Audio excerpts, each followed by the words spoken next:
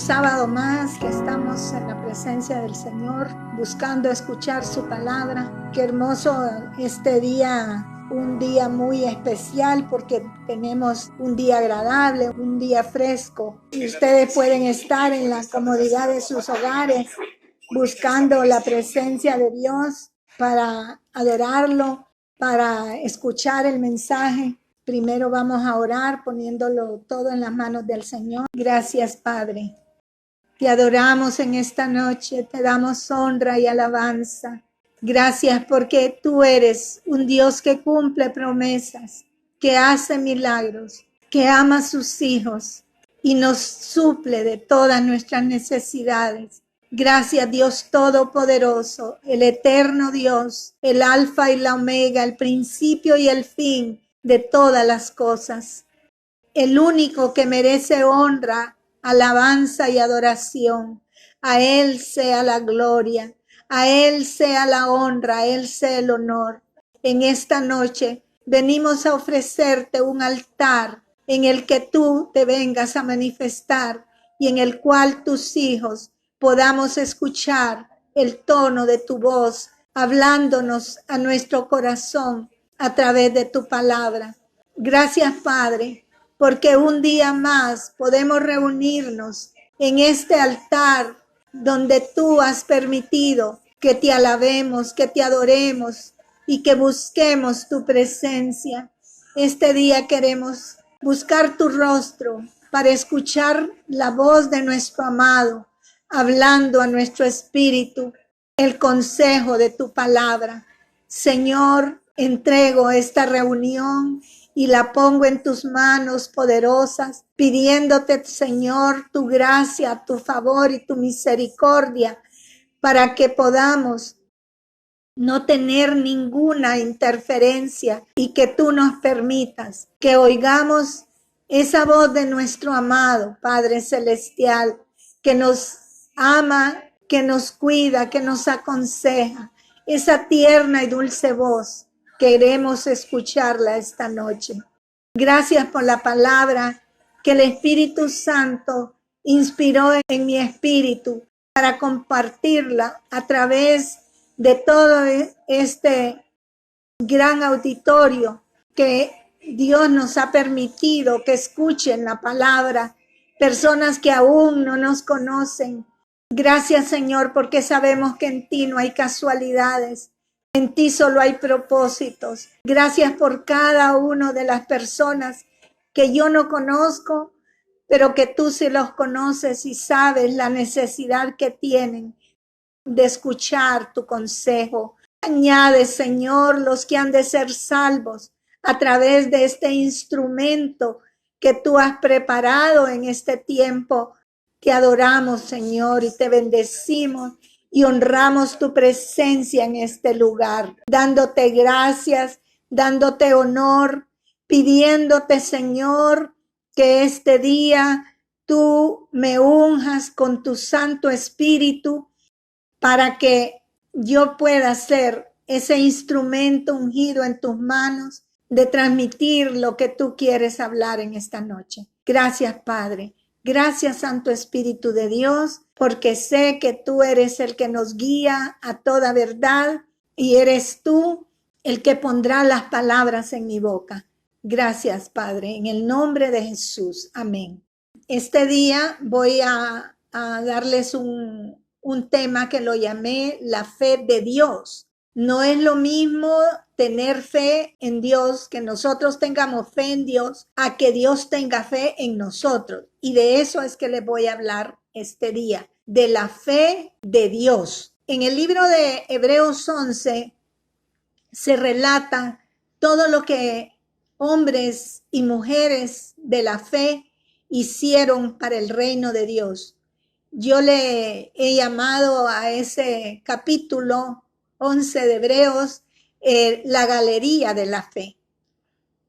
El primer héroe de la fe que yo encuentro en ese capítulo es Dios mismo. Y mire lo que dice la palabra en el verso 3 del capítulo 11 de Hebreos. Dice, por la fe entendemos que el universo fue formado por la palabra de Dios, de modo que lo visible no provino de lo que se ve. Entonces, vemos aquí que Dios creó todo este vasto universo para mostrarnos la fe que Él tiene en sus criaturas y enseñarnos la realidad de un mundo invisible que Él creó para nosotros. A lo largo de toda la historia bíblica encontramos personas en las que Dios depositó su confianza para realizar labores que humanamente eran imposibles, pero al poner Él su confianza en esas personas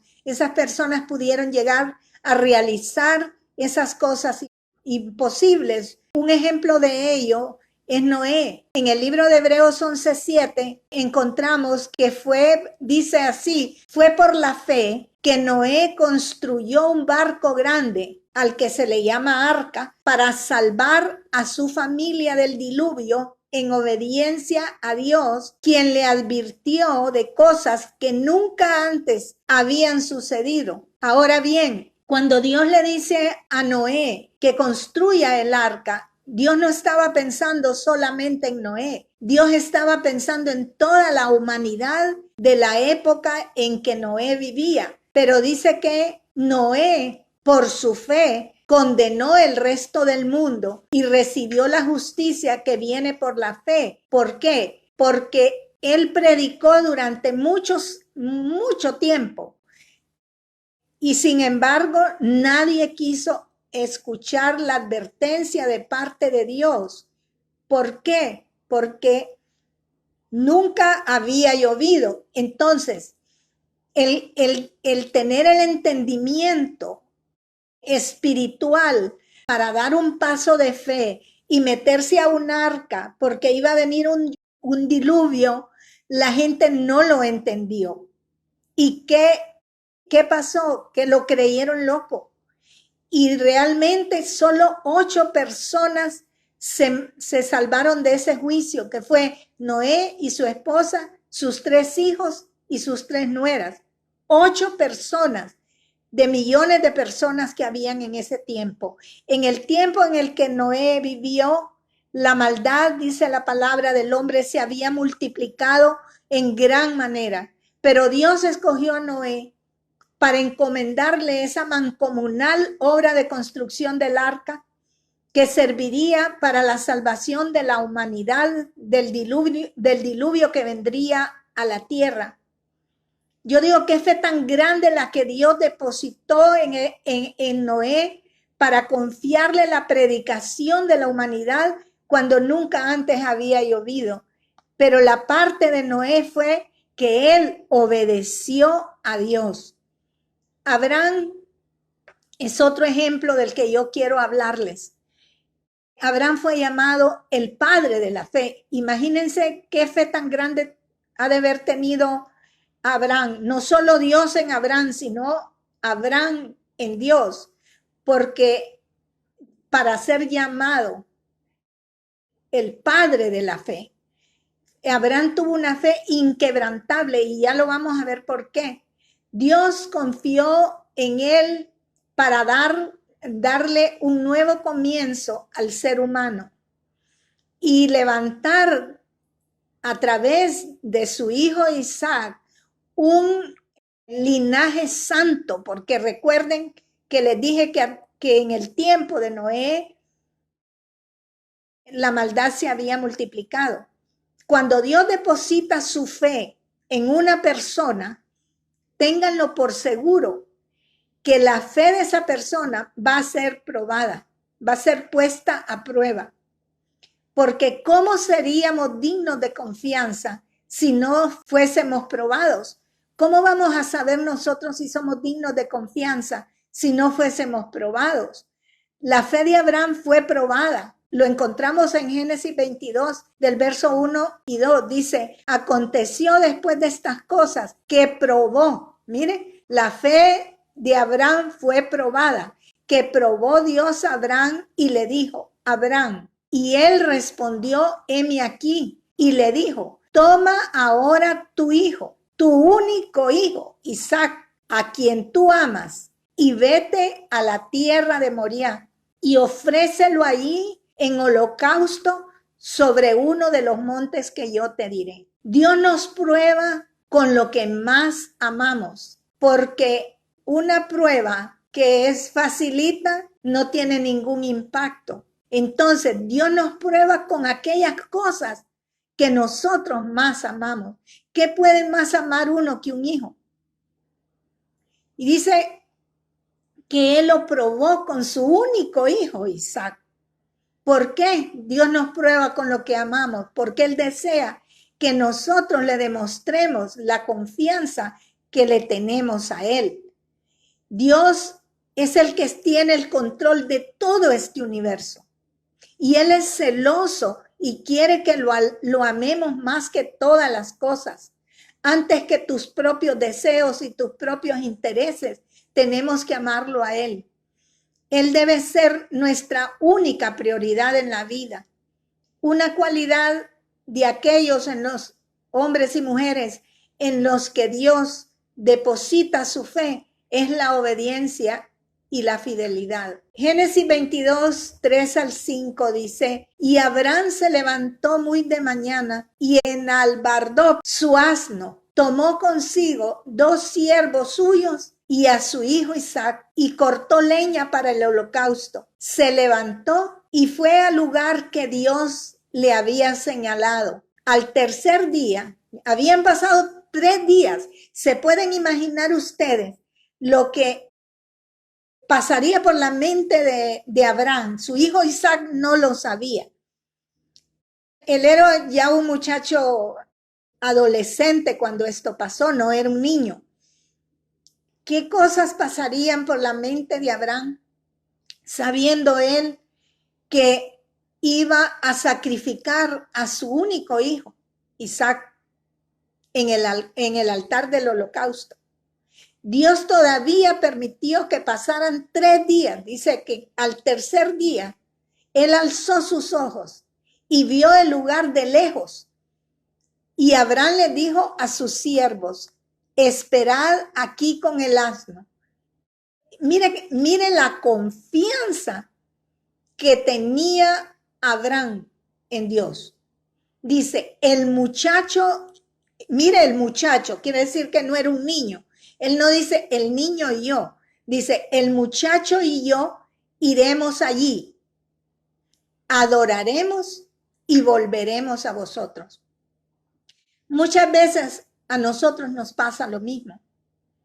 Debemos pedirle a otros que nos esperen porque ellos aún no están preparados para ver el milagro que vendrá para nosotros, porque no todo mundo entiende las cosas que son del espíritu. Dice que el espiritual entiende las cosas del espíritu, pero el carnal no entiende las cosas del espíritu. Por eso uno no puede contar ciertos milagros que Dios hace en uno que no son naturales. Bueno, no son naturales porque son milagros. Ciertas cosas que Dios hace en la vida de uno que no son normales, que no son naturales, porque la gente se puede hasta burlar de uno o reírse incluso de Dios. Entonces hay cosas que uno no las puede compartir con todo el mundo. Y eso es lo que pasó con Abraham. Él no se llevó a sus criados, a sus 2 criados. Él se fue solo con su hijo. En Génesis 22, 6 al 9 dice, tomó Abraham la leña del holocausto y la puso sobre Isaac su hijo. Quiere decir que su hijo ya tenía la capacidad de llevar una carga como la leña. Y dice, luego tomó en su mano el fuego y el cuchillo y se fueron ambos juntos. Entonces le habló Isaac a su padre Abraham y le dijo, Padre mío. Y él respondió, heme aquí mi hijo. ¿Qué nudo en la garganta tendría este padre cuando este hijo le hace esta pregunta? Le dice, he aquí, Dice Isaac, el fuego y la leña. ¿Dónde está el cordero para el holocausto? Respondió Abraham, Dios se proveerá de cordero para el holocausto, hijo mío. Dios se proveerá. Dice, e iban juntos, y al llegar al lugar que Dios había dicho, edificó Abraham allí un altar, compuso la leña y ató a Isaac su hijo y lo puso en el altar sobre la leña. ¿Imaginan ustedes lo difícil que fue esa situación para Abraham? Tener que entregar lo que tú más amas en la vida no es nada fácil. Menos si nosotros pensamos que es la base de nuestras promesas. ¿Qué tal que Dios nos da una gran promesa y luego nos dice, dame lo que te di? ¿Creen ustedes que va a ser fácil entregarle a Dios aquella promesa cumplida y devolvérsela al Señor? No creo que es fácil devolverle lo que hemos recibido. Dios definitivamente prueba nuestra fe. Y así dice que la fe de Abraham fue probada.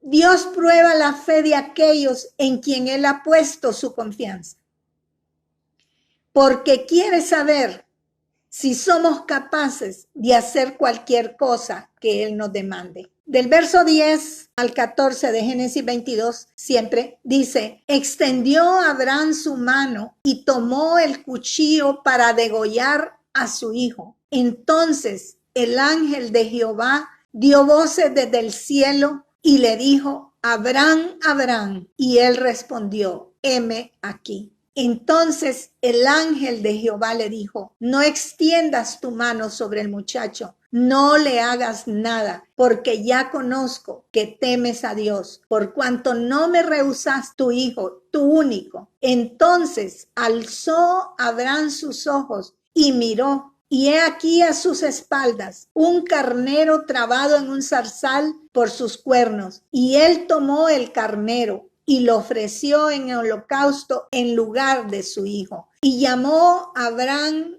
el nombre de aquel lugar Jehová Jireh, Jehová proveerá. Por tanto, dice la palabra, se dice hasta el día de hoy, en el monte de Jehová será provisto. Tú nunca debes dudar de la provisión de Dios para ti. En este momento que hay tanta escasez, que muchos han quedado desempleados, que muchos están sufriendo situaciones difíciles en su vida.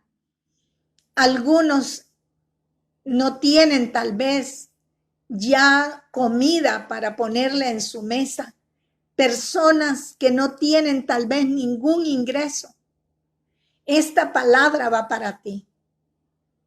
Porque dice, en el monte de Jehová será provisto.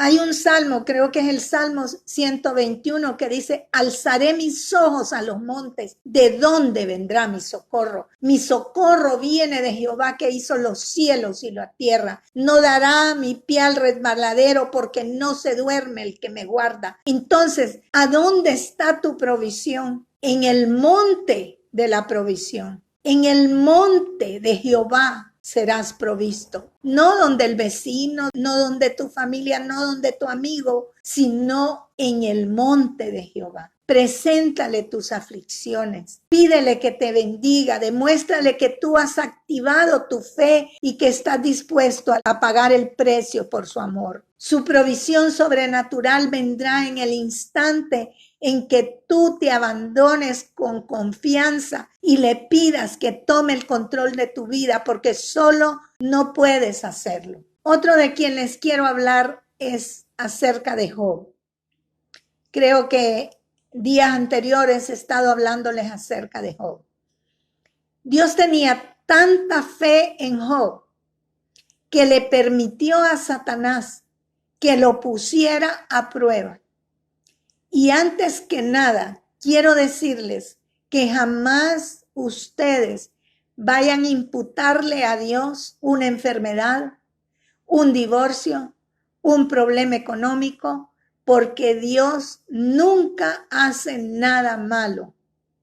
Satanás es el autor de todas las maldades y de todas las maldiciones. Job 1, 7 al 12 dice, el Señor le preguntó a Satanás, ¿de dónde vienes? Y Satanás le contestó al Señor, he estado recorriendo la tierra, observando todo lo que ocurre. Entonces el Señor preguntó a Satanás, ¿te has fijado en mi siervo Job? Es el mejor hombre en toda la tierra. Que Dios pueda decir de una persona que es la mejor persona en toda la tierra, tiene que haber sido Job una persona extraordinaria. Dice, es un hombre intachable y de absoluta integridad. Tiene temor de Dios y se mantiene apartado del mal. Satanás le respondió al Señor, porque Satanás es el acusador nuestro. Sí, le dijo, pero Job tiene una buena razón para temer a Dios. Siempre has puesto un muro de protección alrededor de él, de su casa y de sus propiedades. Has hecho prosperar todo lo que hace. Mira lo rico que es. Así que extiende tu mano y quítale todo lo que tiene y ten por seguro que te va a maldecir en tu propia cara. Pero ¿recuerdan cuál era el tema de este día? La fe de Dios. Dios sabía que Job no le iba a fallar. Dios tenía fe en Job, que no lo iba a dejar avergonzado. Que Dios pueda tener fe en nosotros para que no lo dejemos a él avergonzado.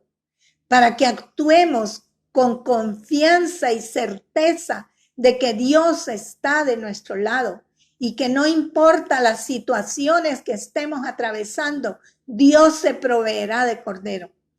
Y entonces dice que le contesta a Dios a Satanás, muy bien, puedes probarlo. Haz lo que quieras con todo lo que él posee, pero no le hagas ningún daño físico. Entonces Satanás salió a la presencia del Señor. La versión dice, no toque su vida, porque sí le hizo un daño físico, porque al final lo enfermó, pero no le toque su vida, porque la vida le pertenece a Dios.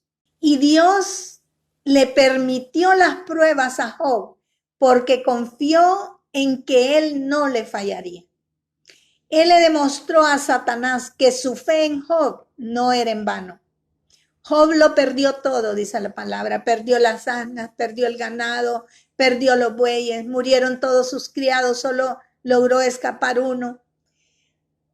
Y como que si eso fuera poco, Satanás mató a sus 10 hijos de una sola vez. Que un hijo muera es algo indescriptible, ¿no? Digamos 10 hijos de una sola vez. Pero miren la actitud de Job ante esa dura prueba. En el verso 20 al 22 dice, Job se levantó y rasgó su vestido en señal de dolor. Después se rasuró la cabeza y se postró en el suelo, no a llorar, para adorar a Dios. Y dijo, desnudo salí del vientre de mi madre y desnudo estaré cuando me vaya. El Señor me dio lo que tenía y el Señor me lo ha quitado. Alabado sea el nombre del Señor. Y a pesar de todo, dice, Job no pecó porque no culpó a Dios. ¿Qué hacemos la mayoría de los mortales cuando algo nos ocurre y que la mayoría de veces es culpa nuestra? Culpamos a Dios. Job mantuvo su firmeza en Dios a pesar de todo lo que él enfrentó. Ahora veamos en el capítulo 2, verso 3 al 6. Entonces el Señor le preguntó a Satanás, ¿te has fijado en mi siervo Job? Es el mejor hombre de toda la tierra.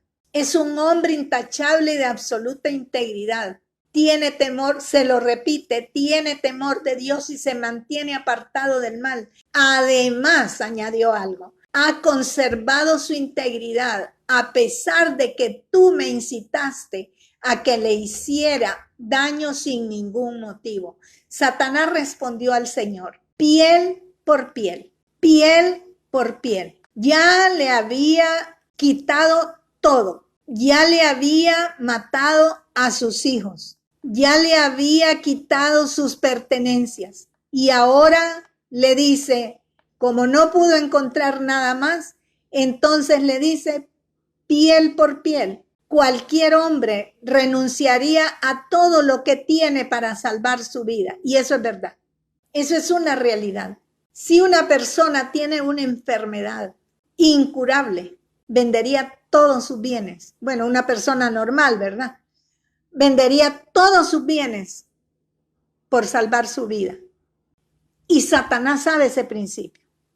Así que le dice, extiende tu mano y quítale la salud y ten por seguro que te maldecirá en tu propia cara. Muy bien, le dice Dios, haz con él lo que quieras, pero no le quites la vida. En el verso 9 y 10 dice, su esposa le dijo, ¿todavía intentas conservar tu integridad? Maldice a Dios y muérete. Imagínese que la esposa le diga, morite, cuando uno más bien intenta por todos los medios de que su ser querido sea sano y no le importa gastar lo que sea, hasta lo que no tiene para que su ser querido reciba la sanidad, la salud que ha perdido. Y ella le dice, maldice a Dios, todavía que maldiga a Dios. Lo mandó al infierno y muérete. Y miren, ¿qué contesta Job? Hablas como una mujer necia. ¿Aceptaremos solo las cosas buenas que vienen de la mano de Dios y nunca lo malo? A pesar de todo, Job no dijo nada incorrecto. Finalmente, los amigos de Job llegan a la casa a visitar a su amigo enfermo y en vez de orar por él, lo que hicieron fue acusarlo de todo lo que le estaba sucediendo era porque Job tenía algún pecado oculto. Todo en quien Dios deposite su fe va a ser probado fuertemente por el diablo.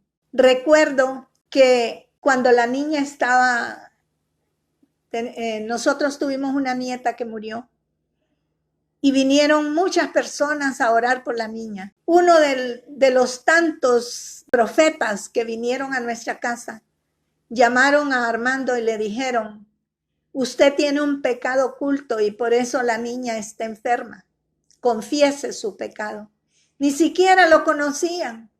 ¿Cómo era posible que con la mayor insensibilidad del mundo le podían decir a un hombre que estaba acongojado por el diagnóstico de muerte que les habían dado de su hija, venirle a decir que era culpa de él que su niña estuviese en la condición que estaba? Pues ese fue el caso de los amigos de Job.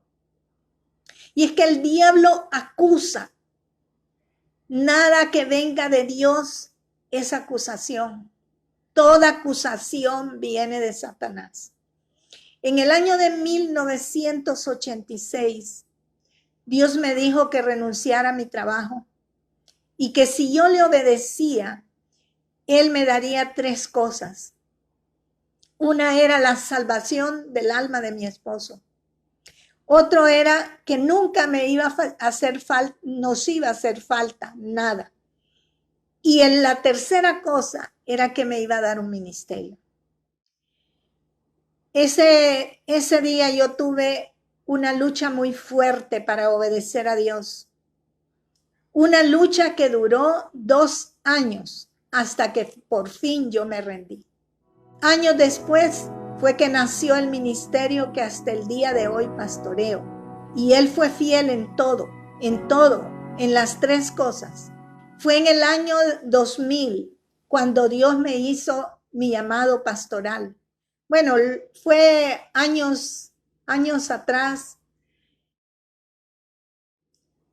Recuerdo que la primera vez que Dios me habló, que Él me llamaba a pastorear una iglesia, fue como bueno, yo tenía alrededor de 40 años, hace como 32 años.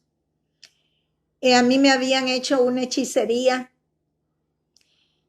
muy fuerte para que mi cuerpo se fuera envejeciendo hasta llegar a morir. Empecé con muchos achaques en mi cuerpo y fui a visitar el médico que por años fue mi médico. Y ese día él me dijo, licenciada, usted es como un hermoso mueble, bien decorado, muy lindo. Pero por dentro ese mueble está totalmente carcomido. Me dijo, usted tiene como en aquel tiempo yo tenía 40 y me dijo como la edad de 70 años. Hoy tengo 72 y estoy más rejuvenecida que nunca. Gloria a Dios. Entonces, ese día me habían invitado a un cumpleaños de una persona muy querida mía y yo estuve indecisa, voy, no voy, porque yo estaba destrozada con aquel diagnóstico. Y venía en mi carro llorando y dije, solo le voy a ir a entregar el regalo. Lo que yo no sabía es que no era una simple reunión social, sino que habían invitado, se habían a varias personas cristianas. Y cuando yo llegué, porque llegué un poco tarde, estaban reunidas y yo llegué muy calladita y me paré al pie de las gradas de la casa porque estaban orando y yo cerré mis ojos cuando de repente el único varón que había en ese lugar, yo no sabía que había un varón, yo creí que todas éramos mujeres, pero oí la voz de un varón que empezó a orar y a decir, aquí hay una mujer a la que le han hecho una hechicería para envejecer su cuerpo hasta matarla, pero yo a todo esto tenía tan cautiva mi mente con la angustia que llevaba que yo no pensé que era yo esa persona. Y dice, el Señor dice que no temas porque Él va a destruir todos aquellos que te quieran hacer daño. Abrí por un momento mis ojos para ver que la curiosidad, quién era la persona a la que le estaban dando aquella profecía. Cuando yo abro mis ojos, aquel hombre estaba frente a mí. Y él me empieza a decir y a describir la persona que me había hecho la hechicería. La mismita descripción que mi hija meses atrás había tenido en Estados Unidos, que yo ya les conté esa historia. Entonces él me dice, por causa de tu llamado, que es muy grande, el diablo ha enviado uno de sus agentes a matarte. Pero no temas, me dijo, porque yo te he llamado como una pastora para la extensión de mi reino. Y me dice él, yo dije, pastora, ni quiera Dios, eso no va conmigo. Entonces, en mis adentros, por supuesto, porque no iba a ser maleducada de decirle eso a él. Y dice, hermana, la veo, me dice, en una jaula muy linda, me dice, una jaula muy grande de oro. Es como un pájaro de colores preciosos, pero usted está cautiva en esa jaula. Y el Señor en este momento la saca de la jaula y le entrega 5 llaves en su mano. Eso fue, como les digo, hace 32 años. En el año 2000, nuevamente Dios me hace el llamado pastoral. Y igual que tuve la lucha cuando el Señor me dice que renuncie de mi trabajo, tuve una lucha similar a la que enfrenté con Dios en aquel tiempo.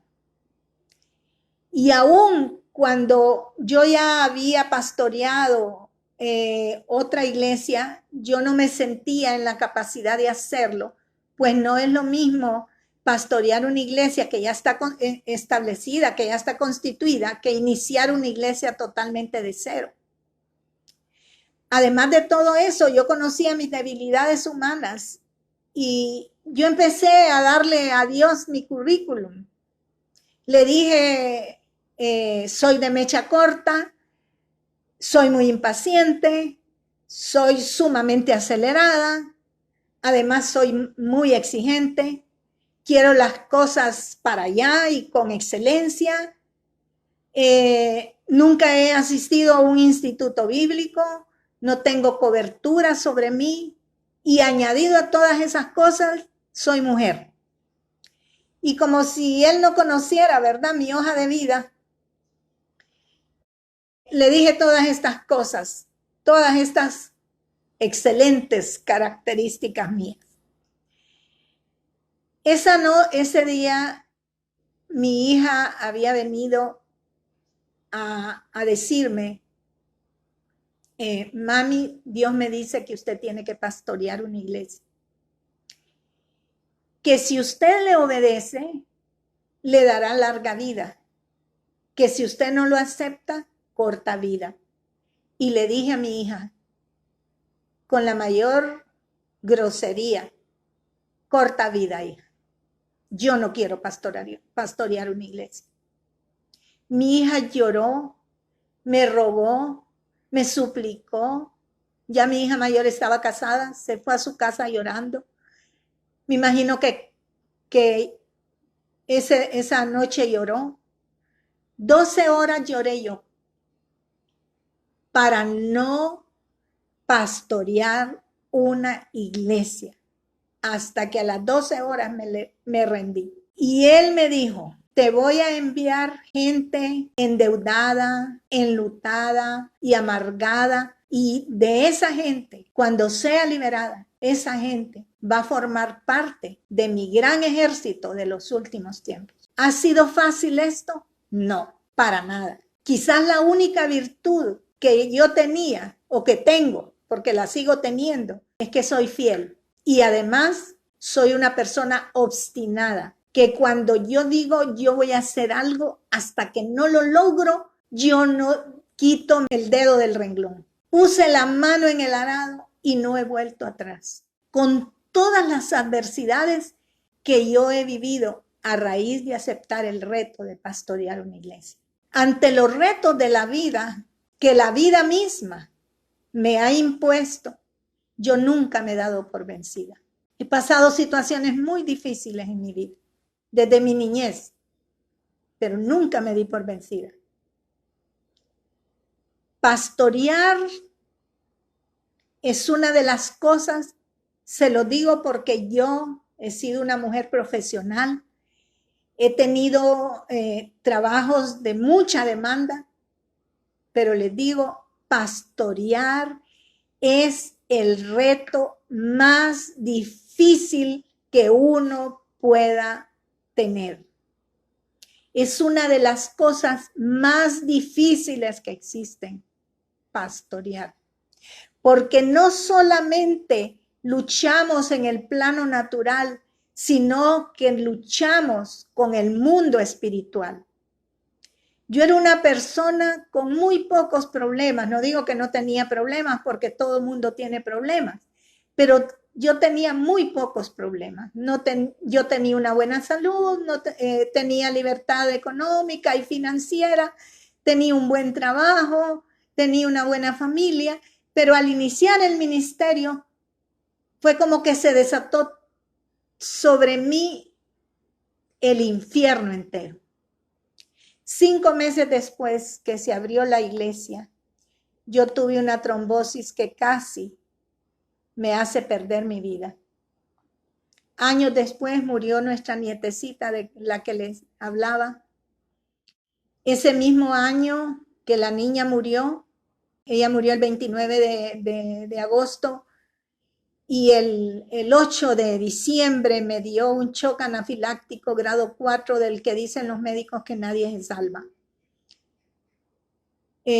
Esa vez tuve una experiencia tan maravillosa. Enfrenté la muerte, pude hablar con el Padre. Yo estaba tan feliz, tan emocionada, porque yo iba a reunirme con Estercita, mi nietecita. Y Dios, yo solo escuchaba a la distancia que decían los médicos, se nos va, se nos va, se nos va. Y me decían, señora, respire, por favor, respire. Y yo decía, no respiro, no respiro en mi mente. Y Dios me decía, regresa, devuélvete. No, le decía, yo hoy voy a estar con Estercita. Y la cosa es que Dios me mostró en un panorama la vida primero de mi esposo. Mi esposo iba a caer en una depresión muy grande por mi muerte. Él no iba a poder superar mi muerte, que fue el caso de mi suegro. Cuando mi suegra murió, él murió al año exactamente. Me mostró a mi hija mayor, me dijo, ella está esperando un bebé. Mi hija se había ya embarazado de la niña que tiene 15 años o 16, ya ni recuerdo.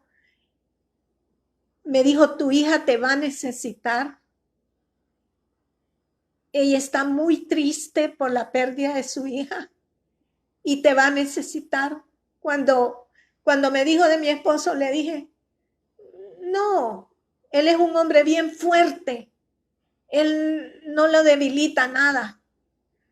No creo que vaya a tener ese tipo de problemas. Cuando me dijo de mi hija, le dije, ella es una gran mujer de Dios y ella va a superar esa pérdida. Me mostró la vida de mi hijo varón y me dijo, tu hijo es un soñador y él tiene muchos sueños, tiene muchos proyectos en su vida que no los va a poder realizar porque no va a superar tu muerte. No, le dije, él lo va a superar.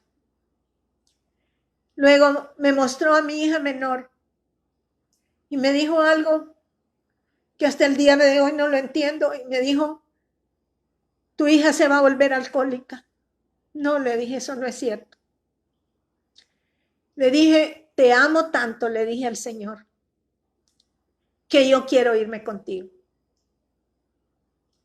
Como que yo estaba engañando a Dios y yo con quien quería estar era con la niña. Y Dios me dijo esta palabra, regresa, me dijo. Si me amas, regresa y pastorea mis ovejas. Pastorea mis corderitos. Pastorea mi rebaño.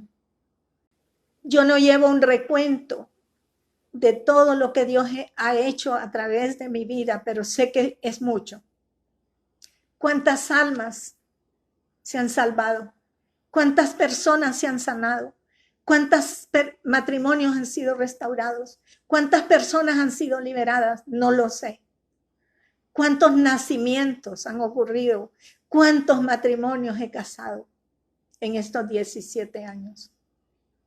Y en ese momento que Dios me dice, si me amas, pastorea mis ovejas, fue como que algo en mi corazón, porque no era en la mente, eso no era en la mente, era en el espíritu, como que en el espíritu se abrió.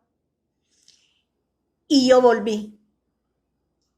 Y oía a los médicos, porque yo oía que los médicos corrían para allá, corrían para acá, y oía a los médicos que dijeron ha vuelto. Y esa fue parte de mi historia. Parte de mi historia de pastorear una iglesia. Algo que realmente yo valoro y que no cambiaría por nada. Han habido veces, no les voy a mentir, que cuando yo miro mis ex compañeros de trabajo o algunos que fueron hasta subalternos míos, que leo en las noticias o que escucho en las noticias o leo en los periódicos que ganan 200 y pico de mil empiras, y uno tal vez pasando alguna crisis económica me hace como que el estómago se me encoge y quiero como decirle a Dios, ay, ahí quisiera estar yo, pero luego recuerdo que lo que yo estoy haciendo en esta tierra es más valioso que cualquier trabajo que el ser humano pueda hacer. Entonces, esto es para, volviendo a lo del shock anafiláctico, eso fue lo que me ocurrió en esa oportunidad. Luego tuve un herpes que me rodeó casi, bueno, un poquito más de la mitad de la cintura, y me dijo mi médico que de haberse cerrado completamente el círculo, pude haber tenido el colapso de algún órgano interno. Por otra parte, estaba el hecho del trato con la gente. Al principio no fue nada fácil, fue muy difícil, porque recuerden que yo les dije, mi carácter no había sido todavía, mi carácter ministerial, no cristiano, sino ministerial, no había sido todavía formado. Entonces, no fue fácil tener que enfrentar el carácter y las diferentes personalidades de la gente. Y luego el tener que preparar un liderazgo que siguiera la visión que Dios había puesto en mi mano y que ellos pudieran caminar al paso mío en esa visión, fue muy difícil. He sido señalada, he sido acusada injustamente, me ha tocado llorar con los que lloran, reír con los que ríen. Todas estas son cosas partes de las que sufre un pastor. Y luego, añadido a todo esto, está la responsabilidad de predicar y enseñar la palabra que sea inspirada por el Espíritu Santo y no una simple letra que venga de nuestro propio corazón o de nuestro entendimiento. Y siendo yo perfeccionista, quise desde el principio de la iglesia, desde los comienzos, dotar la iglesia de todo lo que era necesario como una organización siguiendo el modelo de las mega iglesias. Y al no lograr mis objetivos, empecé a frustrarme en gran manera. Pero Dios poco a poco fue moldeando mi carácter ministerial.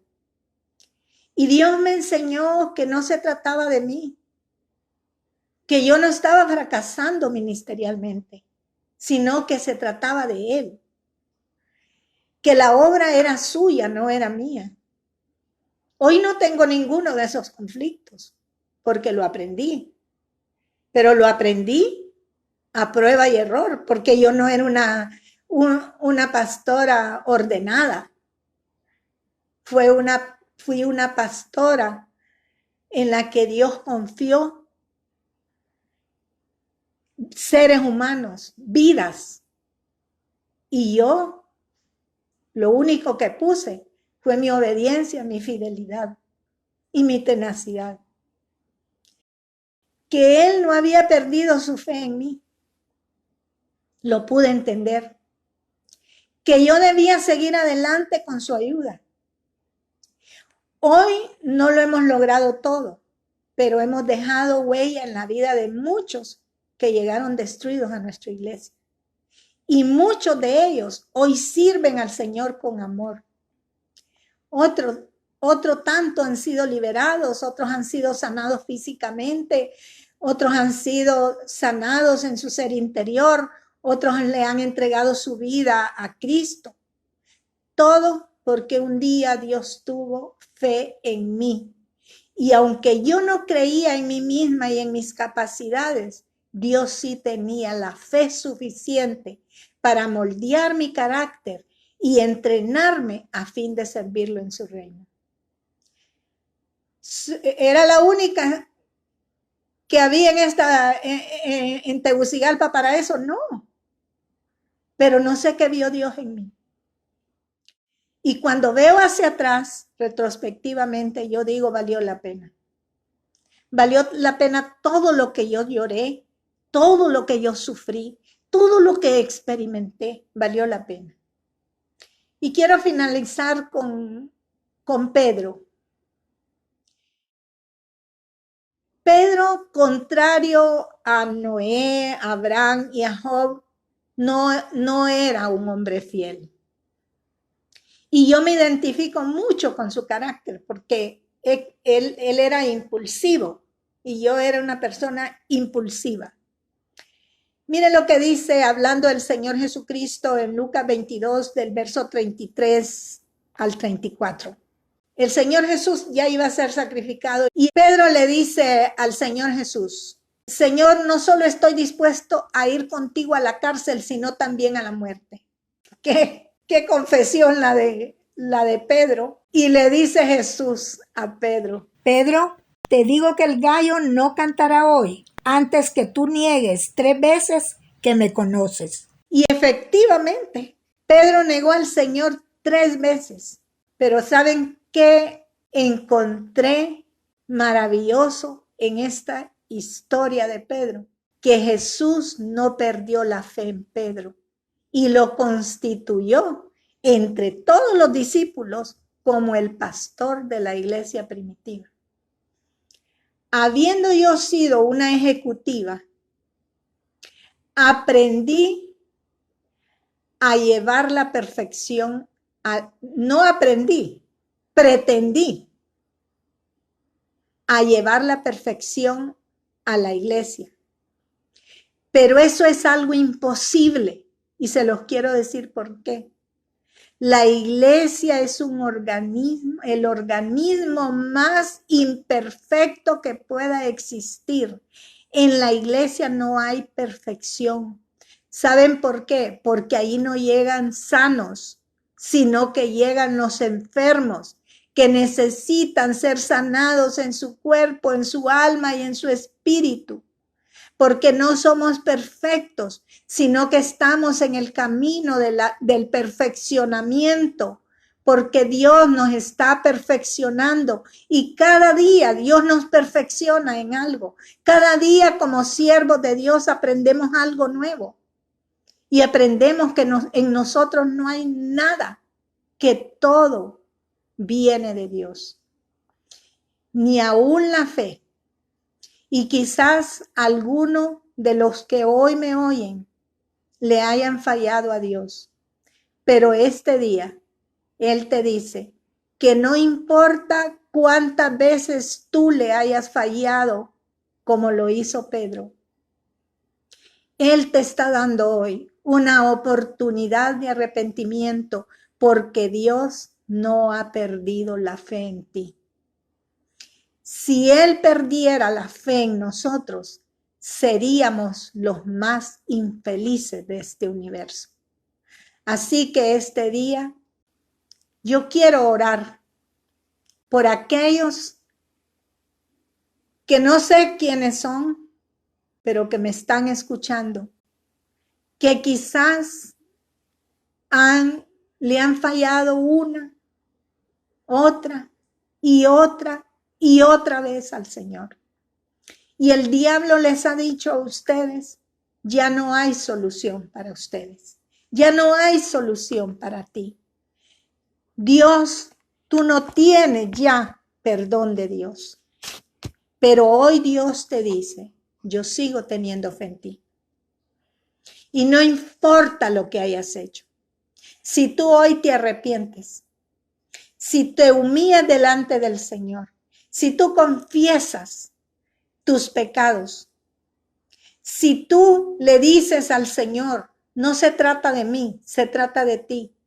Se trata de la obra tuya en mí, no de lo que yo pueda hacer.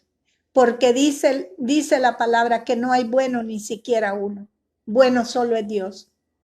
Así que inclina tu rostro en esta noche. Vamos a elevar una oración y nos vamos a poner a cuentas con el Señor.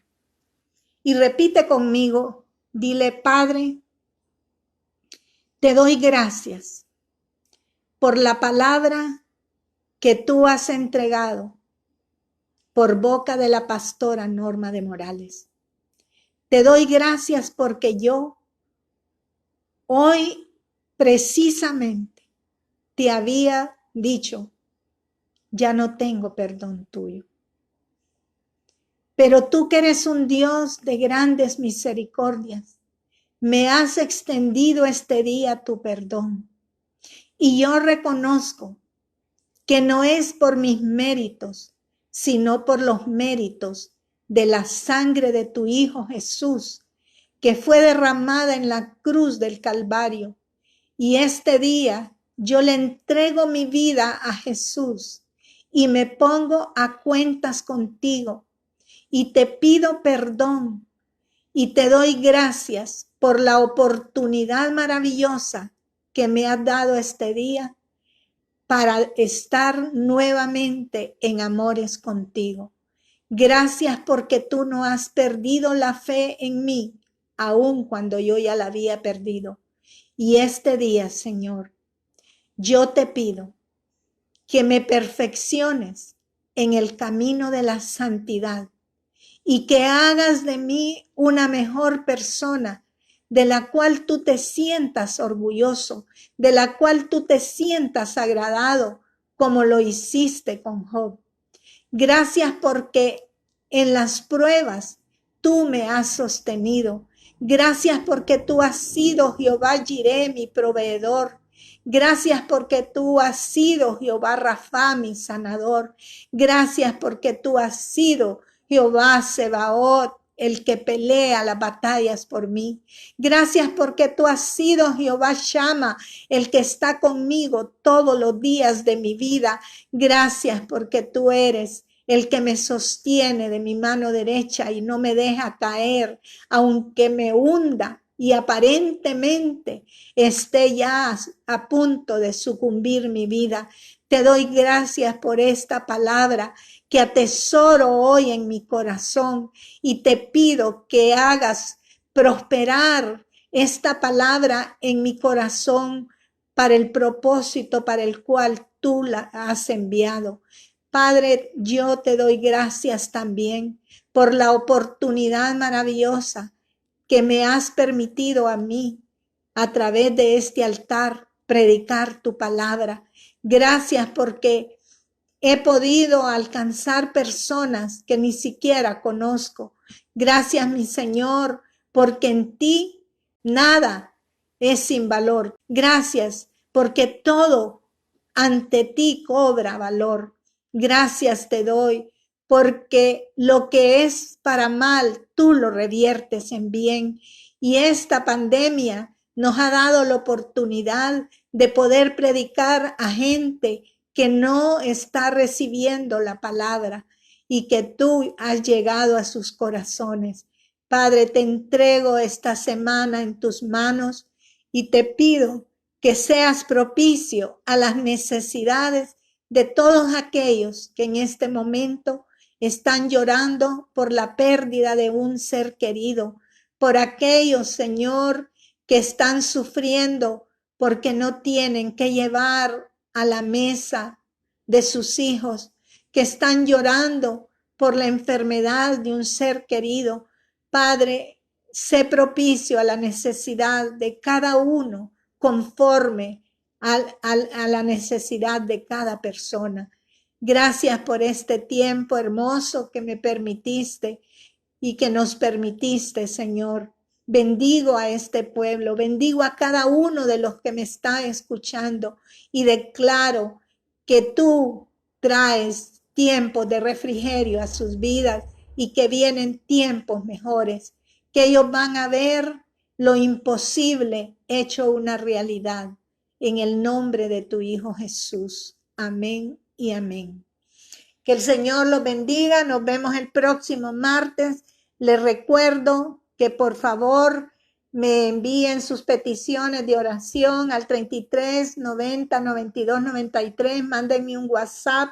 Les pido que lo hagan antes de las 4 si fuese posible para poder ponerlos en el altar de oración. Que Dios los bendiga y prospere sus vidas y que esta semana sea una semana de victoria y hasta la próxima.